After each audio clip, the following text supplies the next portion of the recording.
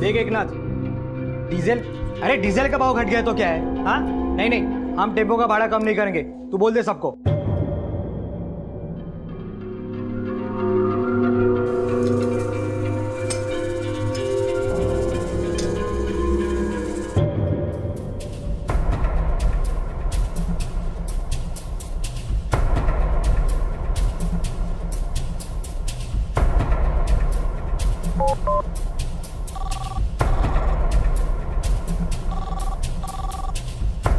हामी बोलती है, पैसे का इंतजाम हुआ?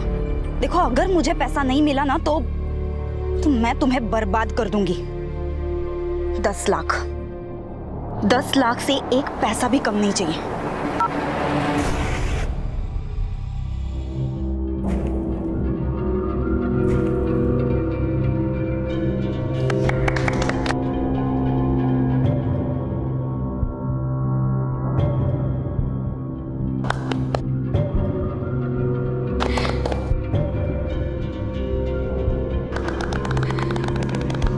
लो आपकी सगाई का गिफ्ट, नवी कोरी बुलेट। बेटा इतना खर्चा करने की क्या जरूरत थी?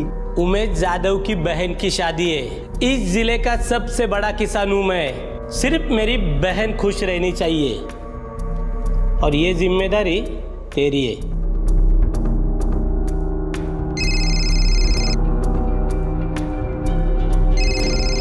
Excuse me. हेलो, बधाई हो अक्षय सेठ। हाँ हाँ, अब तो आपको अक्षय सेठ ही कहना पड़ेगा।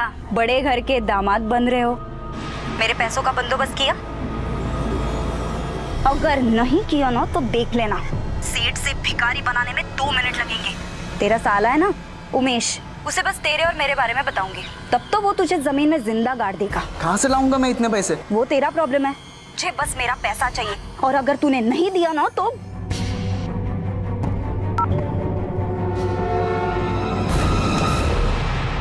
क्या हुआ? कुछ नहीं। सब ठीक है ना?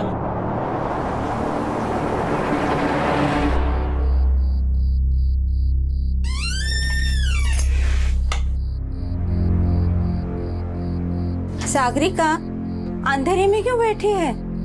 क्या हुआ? कुछ परेशानी है? कोई अगर 2 मिनट के लिए शांत बैठे ना आई तो आपको ऐसे लगता है वो परेशान है। ऐसी कोई बात नहीं है।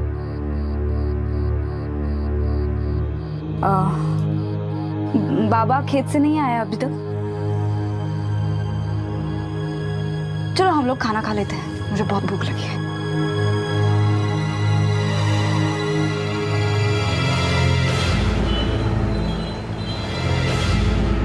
कितनी अच्छी शॉपिंग हुई ना अक्षय।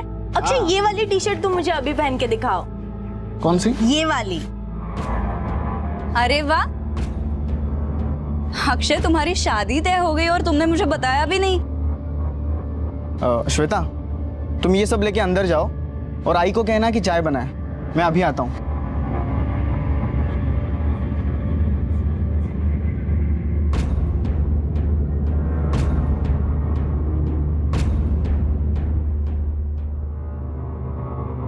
सागरिका, वो क्या है कि आई बाबा ने जिद करके ये शादी तय की है। जब मेरे साथ मजे मार रहा था तो आई बाबा को पूछा था क्या? अब ये मत समझना, आज मैंने उसके सामने तेरे और मेरे बारे में बात नहीं की, इसका मतलब कल भी नहीं करूंगी। इतनी भी अच्छी किस्मत नहीं है तेरी। पैसों का इंतजाम किया? कहाँ से लाऊंगा मैं इतने पैसे? अपने करोड़पति ससुराल वालों से मांग ले। पागल हो गया क्या तू? मैं उनसे पैसे नहीं मांग सकता। अगर तू नहीं मांगेगा ना तो मैं मांग लूंगी। तेरा वो जो साला है उमेश जाधव, वो आधा नहीं पूरा पागल है। अगर मैं उसके पास चली जाऊंगी ना तो पता है ना क्या होगा? तू मुझे ब्लैकमेल कर रही है? हाँ, मुझे अगर पैसा नहीं मिला तो मैं किसी भी हद तक जा सकती हूँ। अब आगे जो कुछ भी होगा उसका जिम्मेदार सिर्फ तू रहेगा।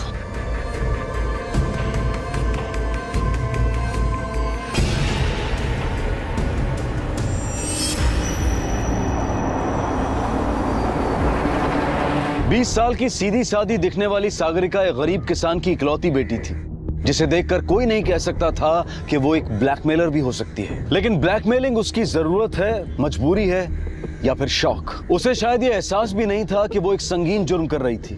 और ये जुर्म उसे किस दिशा में लेकर जाएगा वो इसका अंदाजा भी नहीं लगा सकती थी, क्योंकि किसी भी गुनाह के परिणाम अपराधी की उम्मीद से कोसों दूर होते हैं।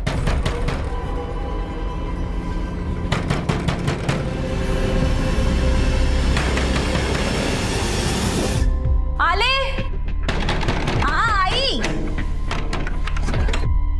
क्या हुआ दादा, इतने जोर से दरवाजा? आई किधर है? बाबा किधर है?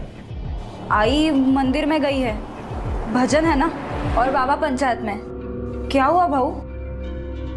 अच्छा हुआ वो घर पर नहीं है, मुझे तुझसे अकेले में बात करनी थी।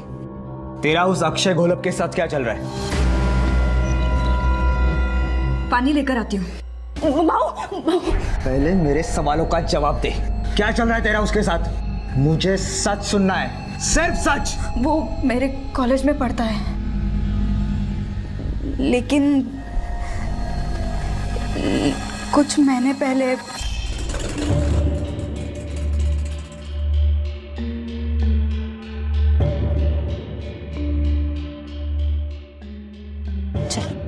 एक minute, Sagarika, I love you. अरे कुछ जवाब तो दो। अरे लोग मुझे चिढ़ाने लगे। 24 घंटे मैं सिर्फ तुम्हारे बारे में ही सोचता रहता हूँ। मर जाऊंगा यार मैं तेरे बिना। तू अगर मुझे नहीं मिलना। अक्षय, ये क्या बात कर रहे हो? सब लोग देख रहे हैं। देखो, तुम्हारे लिए ये सब मजाक होगा, लेकिन मेरे लिए नहीं। देखो, हम लोग गरीब हैं, इन सब में नहीं पढ़ना चाहते। मैं हाथ जोड़ती हूँ, मेरा पीछा मत करो प्लीज।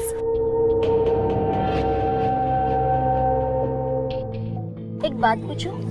क्या अक्षय तुझे सचमुच बुरा लगता है? सुकन्या, बात उसके अच्छे बुरे की है ही नहीं, लेकिन मेरे घर पर अगर भनक भी लगी ना तो पता नहीं क्या होगा। डरपोक कहीं की, पिक्चरों में नहीं देखा? अरे प्यार में ऐसा ही होता है, और जो आसानी से मिले उसका मजा क्या। और हाँ, उससे पूछ लेना, वो शादी करेगा ना? शादी कल कर ले। कुछ तो बोलो, बोल दो अगर मैं तुम्हें पसंद नहीं हो तो। तुम्हें मैं पसंद हूं ना?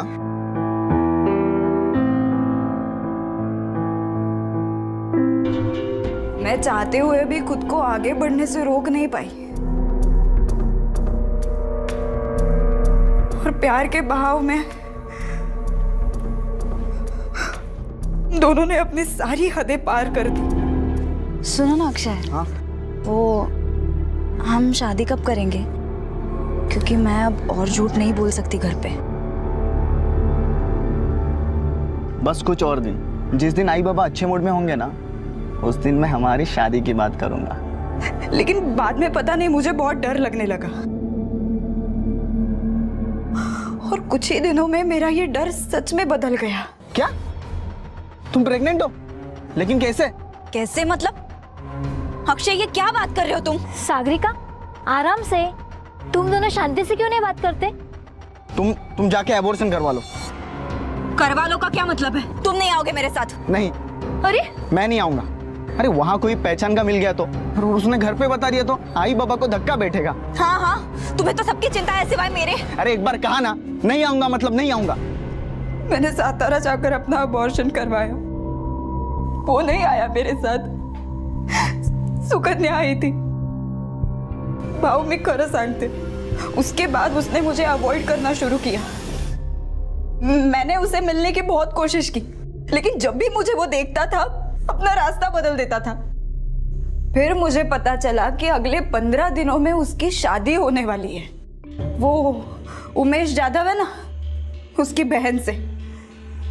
जब कुछ भी समझ में नहीं आया ना तो मैंने उसे ब्लैकमेल करना शुरू किया। देखो, अगर मुझे पैसा नहीं मिला ना तो मैं तुम्हें बर्बाद कर दूंगी।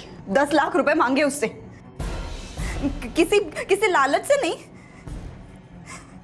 मैं तो बस उसे तड़पते देखना चाहती थी, बदला लेना चाहती थी उससे। छमाइला, अभी जाके उस अक्षय की खोपड़ी फोड़ता हूं। समझना क्या है वो अपने आप को? भाऊ, भाऊ, भाऊ। हाँ? अभी भी तुझे उसकी चिंता हो रही है? घर की इज्जत बाहर उछल कर आई है, शर्म नहीं आती तुझे?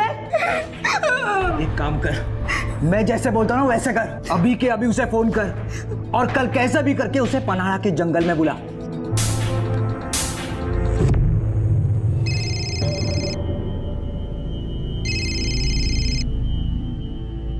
मैंने तुझे फोन ये बताने के लिए किया है, कल कुछ भी करके पन्हाड़ा पहुंचना। क्यों? शांति से जीना चाहता है, शादी करना चाहता है तो आ जाना, नहीं तो मैं उमेश जाधव के पास चली जाऊंगी। और इसका मतलब समझता है ना तू? टाइम पे पहुंचना, मैं वही तेरा इंतजार करूंगी। आ रहा है वो। अब देख मैं क्या करता हूं उसके साथ। इंसान की शक्ल में हैवान हमारे चारों तरफ घूमते हैं और सागरिका भी अक्षय के भीतर छुपे इरादों को पहचान नहीं पाई। सागरिका को अपना बदला लेने का यही तरीका समझ में आया और जब उसने माधव के साथ अपना दुख शेयर किया तो माधव ने भी उसे अहम खिलाड़ी बना दिया। गलती के जिस रास्ते पर सागरिका थी, माधव ने उसे और पुख्ता करने की ठान ली और यह रास्ता उस तरफ गया जहां सबके इंतजार में सिर्फ बर्बादी खड़ी थी।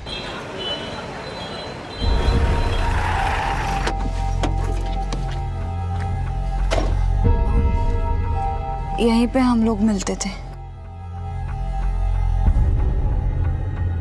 देख, उससे प्यार से बात कर लेना, अगर मानता है तो ठीक है, नहीं तो आज ही तेरी यहाँ किसी मंदिर में शादी करवा देंगे।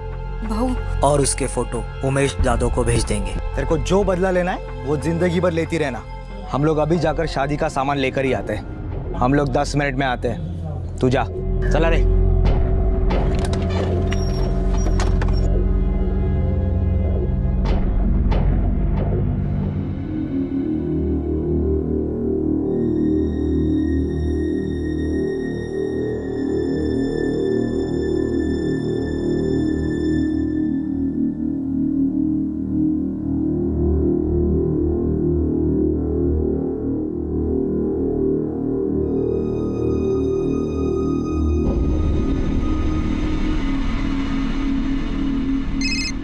हाँ बोल, क्या हुआ? भाऊ अभी तक आया नहीं वो। तू उसको फोन करती रहना। देख, कैसे भी करके उसको आज वहाँ पर बुलाना ही है। अगर हमारे आने से पहले वो वहाँ पर आ जाए ना तो उसको बातों में उलझा कर रखना। हाँ हाँ, मैं फोन रखता हूँ, हम पहुँच रहे वहाँ पर। ये देखो अक्षय, ये हमारे मेहमानों की लिस्ट। दादा के इतने सारे दोस्त हैं कि 1000-1500 तो आ ही जाएंगे। और तुम्हारे ये क्या, सिर्फ 300 लोग आएंगे? नहीं, वो क्या है कि हमारे पास अभी एक मिनट ना।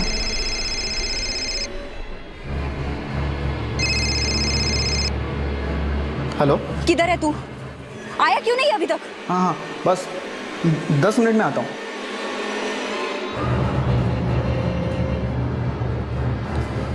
ओ जाओ बापू, क्या हुआ? तू इतने टेंशन में क्यों लग रहा है? सुन, तेरा कुछ लोचा विचार नहीं है ना?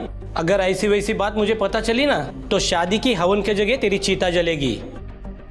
और तू ये जानता है कि मैं ये कर सकता हूँ। आई शपथ दादा, ऐसी कोई बात नहीं है। हाँ, मग ठीक है। हेलो, हाँ सुन,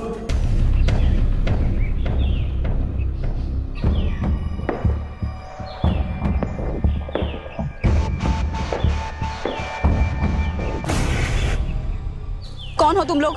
तो काय को फोन कर दिया अक्षय भाऊ को? ये देख, तेरा नाटक बंद करने का, नहीं तो तेरे साथ जो भी होगा ना उसके लिए जिम्मेदार तू होगी। मुझे डराने के लिए भाड़े के टट्टू भेजा है उसने।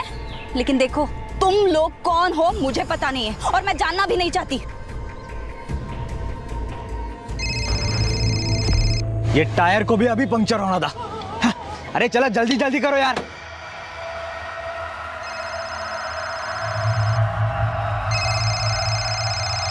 कितना पैसा दिया उसने मुझे डराने के लिए? देखो, मैं डरने वाली नहीं हूं। अकेली लड़की देखकर धमका रहे हो, नामर्द कहीं के। नामर्द? आज तुझे मेरी मर्दान की दिखाता हूँ। क्या क्या कर रहे हो? तू भी क्या याद रखेगी? मैं अरे और कितना टाइम लगेगा? भाऊ झाला।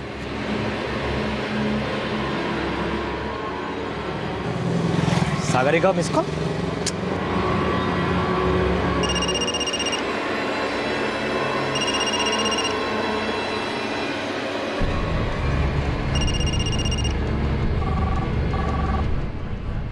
ये फोन क्यों नहीं उठा रही है? भाई हो गया। हो गया, चलो चलो बैठो जल्दी।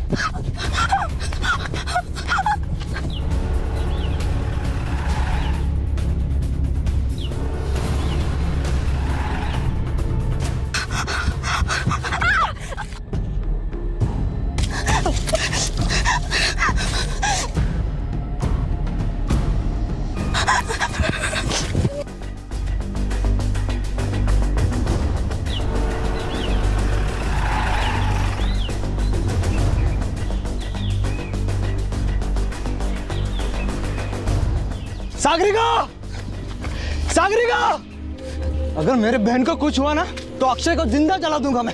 सागरिका, सागरिका, भाई यहाँ से आवाज आ रही है। भाई मोबाइल यहाँ पे पड़ा है। सागरिका, सागरिका।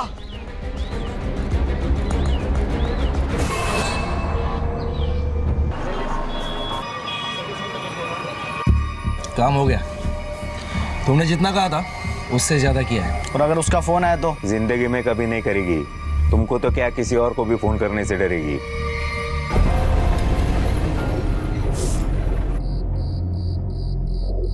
माधव, माधव, सागरिका अब तक घर में नहीं आई है। उसका फोन भी नहीं लग रहा है।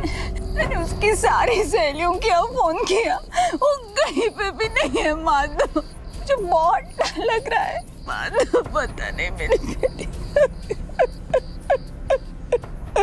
घर पे किसी के साथ झगड़ा हुआ था उसका? नहीं साहब। तुम लोग जबरदस्ती शादी तो नहीं करवा रहे थे ना उसकी? नहीं, अब तक उस बारे में हमने सोचा भी नहीं है। तू भाई है ना रे उसका? जी। तेरे साथ कुछ अनबन हुई थी? तुम लोगों ने मारा वगैरह नहीं ना उसे? नहीं। खड़वी, फोटोग्राफ है उसका? हाँ साहब, ये लीजिए। ये फोटोग्राफ आजू बाजू के पुलिस स्टेशन में भेज दो। देखो कहीं से कुछ ट्रेस मिलता है क्या।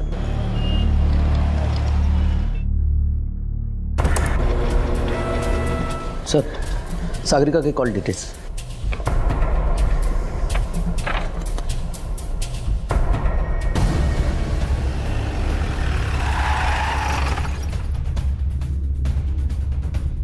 हमने छानबीन की है और उस सिलसिले में तुमसे कुछ पूछताछ करनी है। सागरिका कौन से कॉलेज में थी? MY के कॉलेज। किस किस से मिलती थी? कोई दोस्त? बचपन से खाली एक सहेली थी, सुकन्या। और अक्षय घोलप, उसके साथ क्या रिश्ता था? ये कौन है साहब?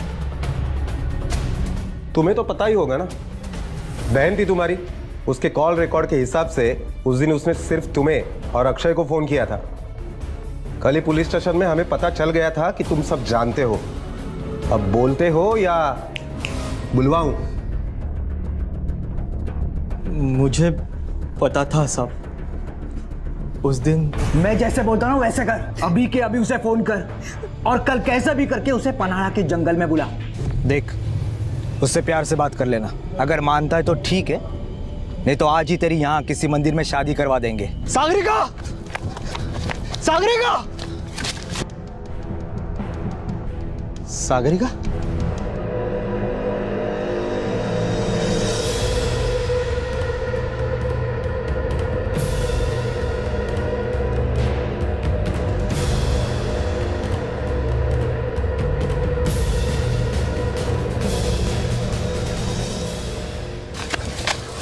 सागरिका, कहाँ थी तू? क्या हुआ तुझे? उस अक्षय ने तुझे मारा है क्या? मैं उस अक्षय को जिंदा नहीं छोड़ूंगा। अपनी गलती उसके सर पर मत डाल। सब तेरी वजह से हुआ है। मुझे तेरी बात सुननी ही नहीं चाहिए थी। मुझे दूर रह, मुझे तेरी शक्ल भी नहीं देखनी। सागरिका, सागरिका रोक, मेरी बात तो सुन। सागरिका रोक, मेरी बात तो सुन। अगर उसके बाद वो कहाँ गई मुझे नहीं मालूम है। और तुमने उसे वैसी हालत में वहां से अकेले जाने दिया? साहब, वो मुझसे नाराज, मेरी शक्ल भी नहीं देखना चाहती थी। मुझे लगा उसका गुस्सा ठंडा हो जाएगा तो वो अपने आप घर वापस आ जाएगी। अच्छा, ये अक्षय गुलाब कहाँ रहता है?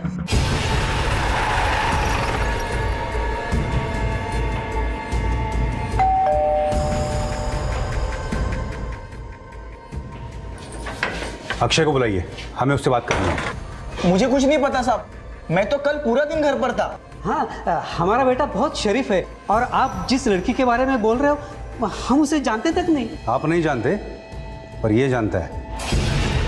क्यों? बोल। कैसे जानता था उसको? क्यों गायब किया उसे? बोल। साहब मेरा और उसका चक्कर था, फिर जब मेरी शादी पक्की हुई उसके बाद मैं उससे दूर हट गया था।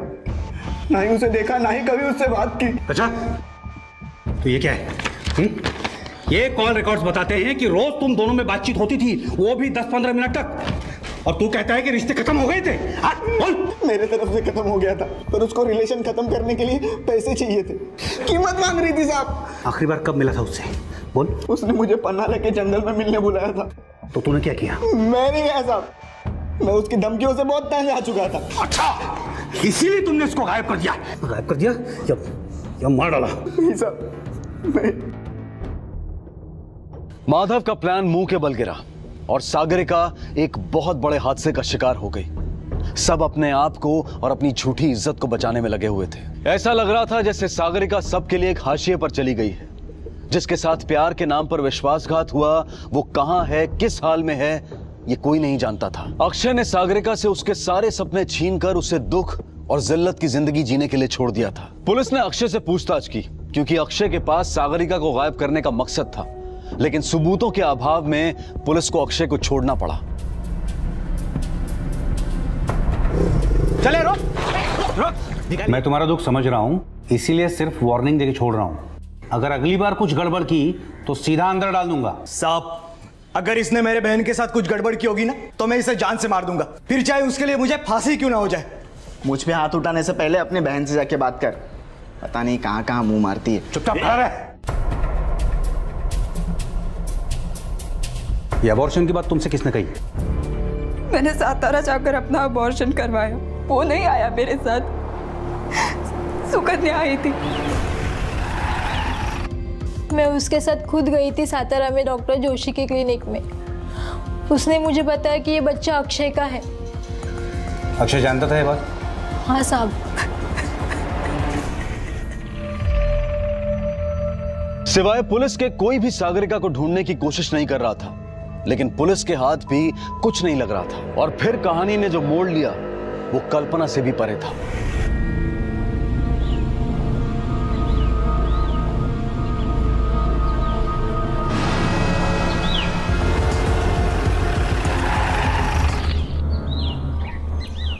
सर, हो सकता है ये बॉडी सागरिका की हो, क्योंकि माधव ने कहा था वो इसी जंगल में आई थी।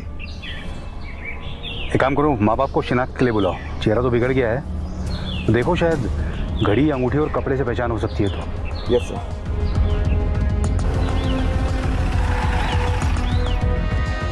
सर, कपड़ों, घड़ी और अंगूठी की वजह से सागरिका के माँ बाप ने बॉडी को पहचान लिया है और अब यह कंफर्म हुआ है कि वो बॉडी सागरिका की ही है।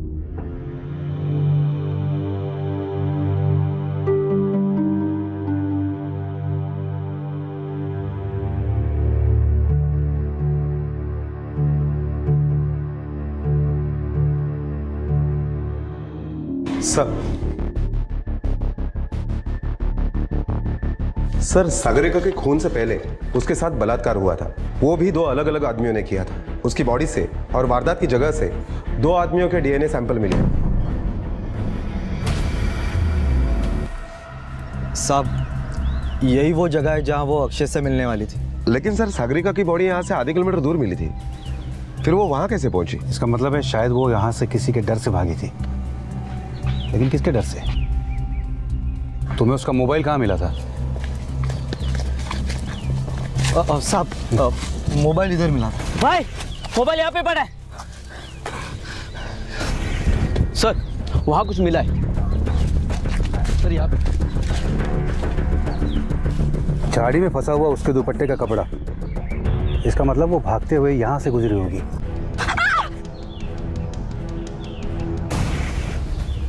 सर, यहाँ पर डीएनए ट्रेसेस मिले। मतलब यहाँ पर उसके साथ जबरदस्ती की गई। तुम आए थे तब तुम लोगों को कहाँ मिली थी वो थोड़ा आगे। साहब, वो मुझे आखिरी बार यहाँ मिली। अरे कहाँ थी तू? लेकिन उसकी डेड बॉडी तो यहाँ से दूर मिली थी। वो गई किस तरफ थी? जी इस तरफ। यहाँ पे उसे मारा गया था और माधव को वो जहाँ मिली थी वहाँ से इसकी दूरी तकरीबन 500 फीट है। इसका मतलब कोई और भी था जिसकी उस पर नजर थी। सर ये वो रेपिस्ट भी हो सकता है या कोई और भी। एक बात अपने भेजे में डाल ले, अगर तेरा दूर दूर तक इससे कुछ वास्ता हुआ ना तो तेरी खोपड़ी में दूनली से भर दूंगा। और ये जब तक अब साबित नहीं होता कि तेरा इससे कुछ लेना देना नहीं है, तब तक ये शादी तो आप भूल ही जाओ। कुछ नहीं सुनना मुझे। तुम मेरी बात का विश्वास क्यों नहीं करती? मुझे फंसाया जा रहा है। मेरा कुछ भी वास्ता नहीं इससे। विश्वास करो, कम से कम तुम तो। अक्षय! ए अक्षय! डर के क्या बैठा अंदर? बाहर निकल! बाहर निकल ताकि मैं घुसूं अंदर। अक्षय बाहर आ! तुम रुको। बाहर आ अक्षय! बेटे को भेजो अपने। क्या है? क्यों चिल्ला रहे हो? तुम्हारे बेटे की वजह से मैंने अपनी बहन खो दी है और तुम उसके शादी के सपने देख रहे हो। मैं भी देखता हूँ कैसे होती है उसकी शादी। चले जाओ यहाँ से, नहीं तो मैं पुलिस को बुलाऊंगा। छोड़।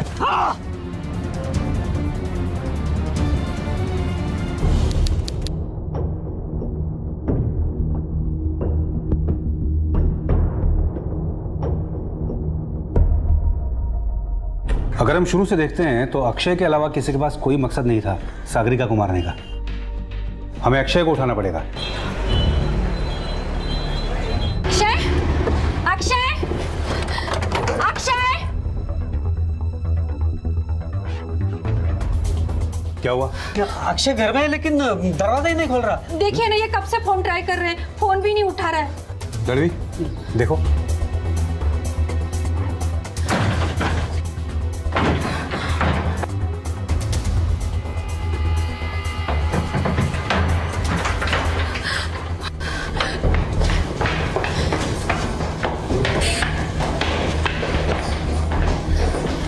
ये अक्षय का कमरा कौन सा है? ये रहा।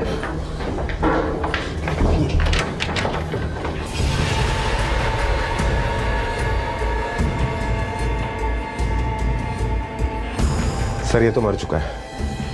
अक्षय!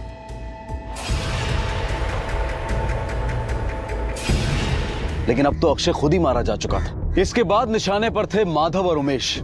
इन दोनों ने ही खुलेआम अक्षय को जान से मारने की धमकी दी थी। लेकिन जिस वक्त कत्ल हुआ, माधव अपनी बहन का अंतिम संस्कार कर रहा था और उमेश अपने घर पर ही मौजूद था। और ना ही इन दोनों के फिंगरप्रिंट्स कत्ल के हथियार पर मिले थे। अगर सारे सस्पेक्ट बेगुनाह थे तो फिर गुनहगार कौन था? यह केस सुलझने की बजाय और उलझता जा रहा था। पुलिस की सारी मेहनत किसी अंधेरे में गुम हो रही थी और तभी श्वेता के बयान से पुलिस को उम्मीद की एक किरण दिखाई दी। हमारी एंगेजमेंट हो चुकी थी, बहुत जल्द शादी भी होने वाली थी। सब खुश थे, पर कुछ दिनों से अक्षय कुछ अजीब सा बिहेव करने लग गया था। अजीब अजीब से लोगों से छुप छुप के मिलने लग गया था, जिन्हें देख के मुझे कभी नहीं लगा कि वो उसके दोस्त हो सकते हैं। पर वो सब देख के मुझे ऐसे लगा कि जो हो रहा है वो सही नहीं है।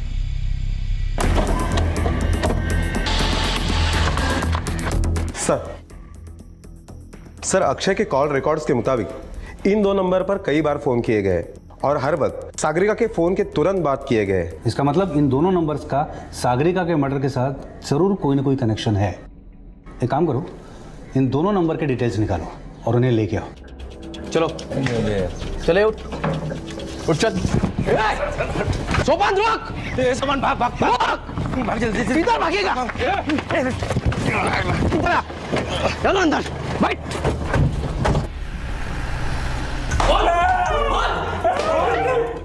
साहब, हमने कुछ नहीं किया, हमने कुछ नहीं किया। वो अक्षय ने हमें धमकाने की सुपारी दी थी, हमने बस उतना ही किया साहब। बताता हूँ साहब, बताता हूँ साहब। हाँ, हमने उसके साथ जबरदस्ती की। हमने उसको नहीं मारा साहब, सच सच बोल रहे हैं। हमने उसको नहीं मारा साहब। एक कहावत है, मार के बाद पुकार रह जाती है। और यही हो रहा था सागरिका के केस में। कोशिशें हजारों हुई लेकिन अंजाम कुछ नहीं सिवाय सोपान और राजन पर रेप का मुकदमा चलने के। कोर्ट की 2-3 सुनवाइयों के बाद राजन और सोपान भी जमानत पर रिहा हो गए। सागरिका और अक्षय की हत्या की गुत्थी अब तक उलझी हुई थी और तब लगभग 1 महीने बाद घटी एक घटना ने इस पूरे मामले को एक नया और चौंकाने वाला मोड़ दे दिया।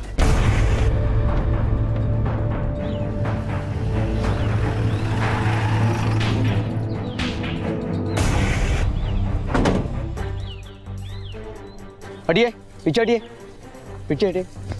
सर, राजन और सोपान सर पर पत्थर मारकर खून किया है, जैसे सागरिका को मारा था।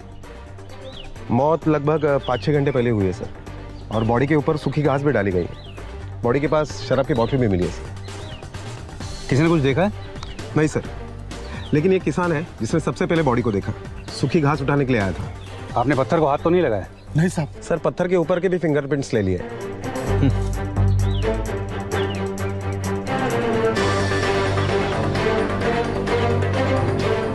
लगता है कोई गाड़ी गुजरी यहाँ से। एक काम करो, ये टायर के निशान के फोटोग्राफ ले लो और इस मिट्टी के सैंपल भी ले लो। Sir fingerprint report. सर, इन रिपोर्ट से यह पता चलता है कि तीनों मर्डर किसी एक ही आदमी ने किए, क्योंकि पाए गए फिंगरप्रिंट्स किसी एक ही आदमी के। सर, कौन हो सकता है वो? माधव?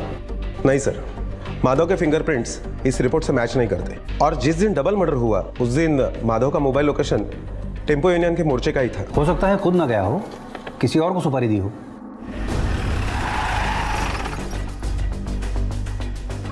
राजन और सोपान को मारने के लिए तूने किसको भेजा था? मैंने ऐसा कुछ नहीं किया साहब, मैं तो मोर्चे में गया था उस दिन। तुम्हारे अलावा किसी के पास कोई मकसद नहीं था अक्षय और उन दोनों को मारने का। सच बता, तूने अक्षय को धमकी दी थी ना? वो तो मैंने गुस्से में दी थी साहब। माले, अंदर ले चल इसको, अंदर फटाफट बोलेगा ये। साहब, अरे मेरे बच्चे को आहो, तुम्हें काहे बोलत कैसे नहीं? रुको,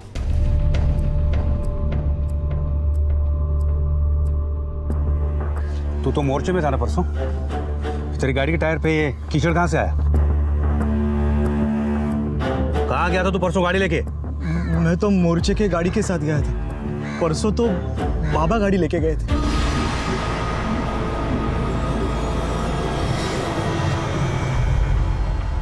क्या लगा था तुम्हें अपने भोले भाले चेहरे के पीछे आसानी से छुप जाओगे और कोई पहचान नहीं पाएगा? कानून अपराध सूंघ लेता है और अपराधी को भी। तेरे फिंगरप्रिंट्स मैच हो गए हैं। बोल, क्यों किया ये सब? अपनी बेटी को मार दिया तूने? बोल। मैंने माधव और सागरिका की बातें सुनी थी। सतारा जाकर मैंने अपना अबॉर्शन करवाया। तब से मेरा उन दोनों पे ध्यान था। उन्होंने अक्षय को जंगल में मिलने के लिए बुलाया था, ये भी मैंने सुना था। अभी के अभी उसे फोन कर और कल कैसा भी करके उसे पन्हाड़ा के जंगल में बुला। कल कुछ भी करके पन्हाड़ा पहुंचना। मैं भी उनके पीछे पीछे जंगल गया। यहीं पे हम लोग मिलते थे।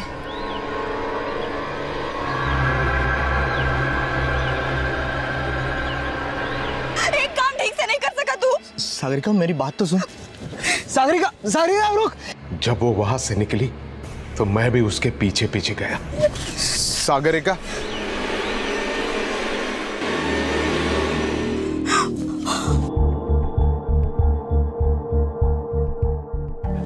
बाबा देखो ना उन्होंने मेरे साथ क्या किया।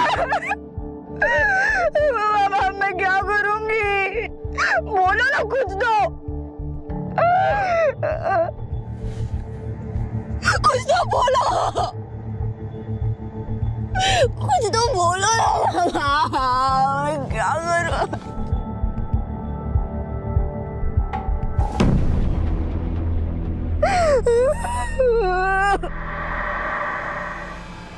ये सारी तबाही शुरू हुई उस अक्षय की वजह से। फिर भला मैं उसे जिंदा कैसे छोड़ सकता था? उसे जीने का कोई अधिकार नहीं था, इसलिए मैंने उससे भी मार डाला। अब वो दोनों राक्षस बचे थे। मैंने उन दोनों को सुपारी के नाम पे वहां पे बुला लिया और बहुत शराब पिलाई। हमारे समाज की मानसिकता आज भी बदली नहीं है और जगन्नाथ उसका जीता जागता उदाहरण है।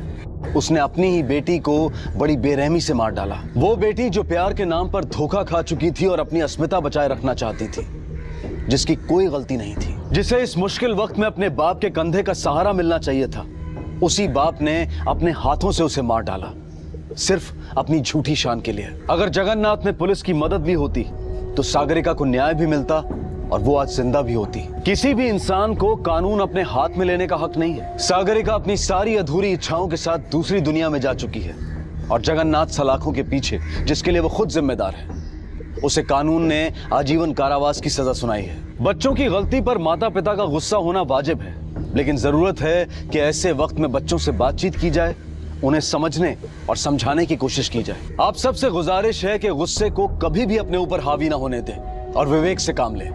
अब मैं अनूप सोनी आपसे विदा लेता हूं। फिर मुलाकात होगी अगले एपिसोड में एक और चौंका देने वाले केस के साथ।